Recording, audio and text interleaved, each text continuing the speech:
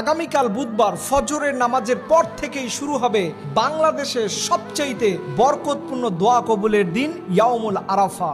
এই আরাফার দিনের দোয়াই হলো সব থেকে দামি দোয়া। এই আগামীকালকের আরাফার দিনে এই একটা দোয়া যদি আপনি মাত্র 7 বার পড়ে আল্লাহর কাছে কোনো কিছু চাইতে পারেন, আল্লাহ তাআলা আপনার সকল চাওয়া পাওয়াগুলোকে আগামী দিনের দোয়ার মাধ্যমে কবুল করেন। এই সুবর্ণ সুযোগ 365 দিনে মাত্র আপনি একবার পাবেন। কেউ এটা মিস করবেন না, সবাই এই দোয়াটা পড়বেন। এবং এই দোয়াটা সহিহ হাদিস থেকে প্রমাণিত, এমন কোনো নবী নাই যে ইয়াউমুল আরাফার দিনে তারা এই দোয়াটা করেন নাই। এবং এই দোয়াটাই আরাফার ময়দানে গিয়ে হাজী সাহেবরা সবসময় পড়তে থাকেন।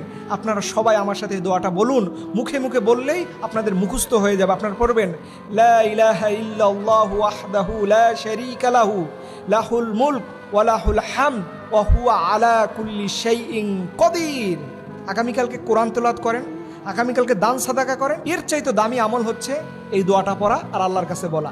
7 বার পরে আপনি আল্লাহর কাছে যা চাইবেন আল্লাহ তাআলা দিয়ে দেবে। এবং এই ইয়াউমুল আরাফার দিনে দামি আরেকটা আমল আছে, সেটি হচ্ছে রোজা রাখা। আপনারা যারা রোজা রাখবেন অবশ্যই আজকে সাহারি খেয়ে আগামীকালকে রোজা থাকবেন। এই একটা রোজা আপনার পূর্বের এবং আগামী দিনের 2 বছরের গুনাহ মাফ করে দেয়। সুবহানাল্লাহি বিহামদি।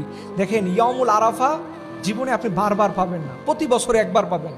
এর জন্য এই সুবর্ণ সুযোগকে কাজে লাগাবেন। এখনও যাদের এই দোয়াটা মুখস্থ হয় নাই, আমি মেহেরবানি করে অনুরোধ করে বলবো, আপনারা প্লিজ এই দোয়াটা এখনই মুখস্থ করে নেন। এই দোয়ার চাইতে দামি কোনো দোয়া আল্লাহর জমিনে আগামীকালকের জন্য হতে পারে না, এবং সারা পৃথিবীতে কোনো দিনই হতে পারবে না। এর জন্য আবার বলছি, আপনারা সবাই আমার মুখে মুখে উচ্চারণ করে দোয়াটা শিখে নেন। লা ইলাহা ইল্লাল্লাহু ওয়াহদাহু লা শারীকা লাহু লাহুল মুলক ওয়া লাহুল হামদ ওয়া হুয়া আলা কুল্লি শাইইন কদির। এই দোয়াটা পড়ুন, আপনার কপাল খুলে যাবে। আল্লাহর কাছে যা চাইবেন আল্লাহ তাআলা সেটাই আপনাকে দিয়ে দেবে। আল্লাহ রাব্বুল আলামিন যেন আগামীকালকে ইয়াউমুল আরাফাতে আমাদের বেশি বেশি দোয়া করার তৌফিক দান করে। সকলে আমিন।